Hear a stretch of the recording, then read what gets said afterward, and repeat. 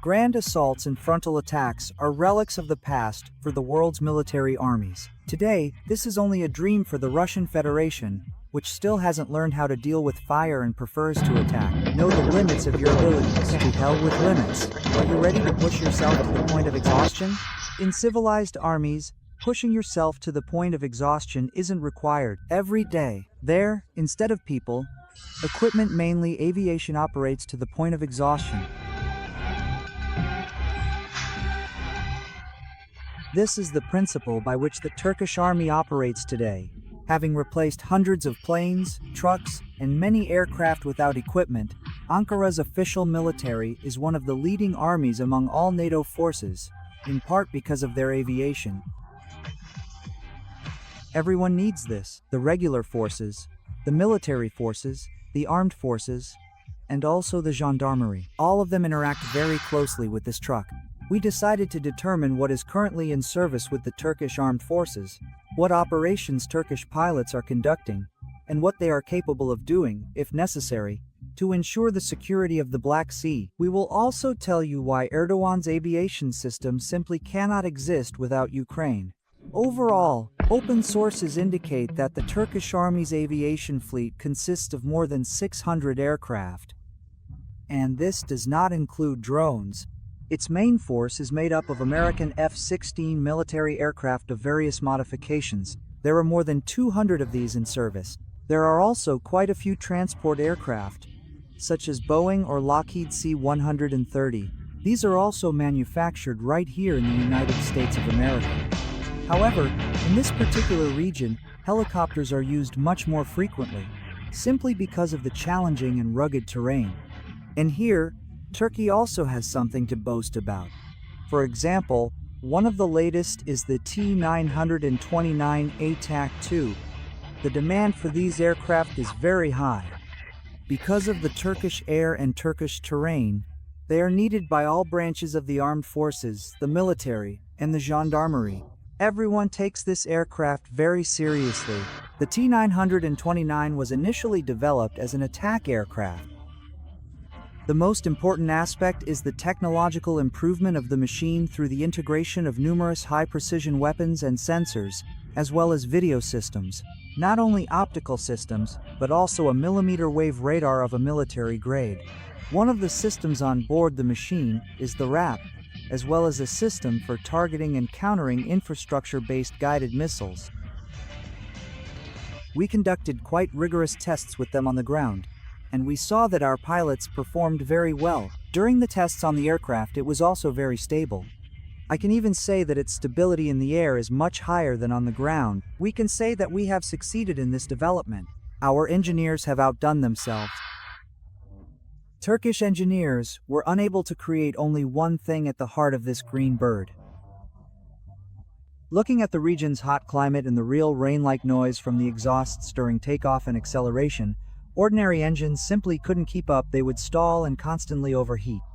That's where Ukraine came to the Turks' aid. I can say that this experience is quite new for us. We hadn't worked with Ukraine before. We cooperated with Europe and used their approach. But here, everything is different. A different transmission, a different design. We tried it, and they did an excellent job. From transistors to transmission size, everything is remarkable. We installed it on the bike, and everything works just as well. And it couldn't be otherwise, our designers claim. The turbines were connected to the most likely engine, produced by Motor Sich, the TB3. This turboprop engine has proven itself over years of RN 140 operations. The Turkish military liked the engine so much that they even asked to move production, while leaving all rights to Ukraine. The main goal is simply not to disrupt the supply of munitions under the conditions of the Russian invasion. Unfortunately, they are now at war with Russia, and there is no end in sight. This is a risk for us. If something happens to production, we have problems, but they will send our engines and promise to continue production. We are discussing whether it's possible to relocate production to us. Let's manufacture together. Not there, but here. Let's go, let's build the plant together. Let's sell 200 to 500 units, as many as possible. The dialogue is ongoing, but we can do it. However, for now, production remains in Ukraine, and, judging by the fact that in the fourth year of the war, it continues to structurally comply with the contract, our air defense is successfully protecting this important equipment from Russian attacks. Another celebrated part of the Turkish Navy is its lesser-known aircraft manufacturing. Only the lazy haven't heard of it. The name Bayraktar is well known today. So, the company's new product is the Kizilelma drone. It is also equipped with a Ukrainian engine. There is the AI-322F, a Ukrainian state-owned company Ivchenko Progress. This already falls into the segment of strategic drones reconnaissance and strike, high altitude, long duration operations, and so on, but in any case, it is low speed. And, well, let's say, they have anticipated the possibility of installing turboshaft engines, turboprop models, and so on. And in this segment, Ukraine is quite strongly represented. The drone was a continuation of the previous Okinchi project, which also has a Ukrainian engine. Ukrainian military officials, by the way, claim partnership rights to acquire these drones themselves. However, the equipment turned out to be so basic that it is more suitable for certain pinpoint operations than for the current military operations taking place in Ukraine. Okinchi, like Bayraktar, is more powerful and much more autonomous, including in its ability to support EW systems, other countermeasure systems, and overall, integration into a single modular attack platform. At the same time, without, let's say, without preparing the Cyclone Perlo, without ensuring endurance, without providing a hangar, and let's say, the necessary airfield support.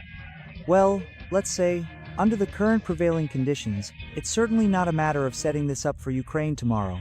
Strictly speaking, not all of Turkey's ambitious aviation projects are going perfectly as planned. For example, the much-anticipated stealth drone, the Anka-3, unfortunately exploded during its crucial testing phase. The very next day, according to the official statement, the UAV performed a controlled landing after losing some surfaces, but the main fuselage remained intact. In reality, the drone's missiles simply didn't work because of the speed. However, tests are conducted for a reason to identify shortcomings.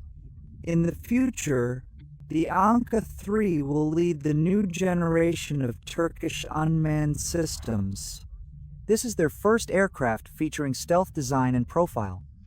It is designed for reconnaissance, strike operations, electronic warfare, and other missions in environments where it must counter modern security systems. The drone is capable of carrying up to 1,200 kilograms in flight and reaching speeds of up to 460 kilometers per hour. The maximum speed is about 800 kilometers per hour, and its operational ceiling is 12 kilometers.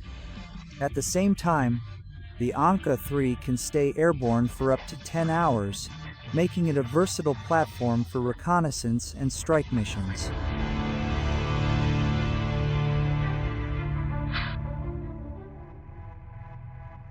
And here's what we have in terms of equipment. So this is Turkey's 5th generation military drone. The experimental prototype of the aircraft made its first flight in February 2024. The project's total cost is about $10 million. The creation of fully operational prototypes for the combat drone is planned for next year. Turkey will become one of only 5 countries in the world to produce such 5th generation drones. Thanks to new technologies, particularly stealth radiator technology, the Khan will be able to evade enemy detection. And this is just a small part of Turkish aviation that we can tell you about. About the air fleet. If you have questions that other countries want to know, write them in the comments. And don't forget to like this video and subscribe to our channel Arsenal. The link is in the description below the video.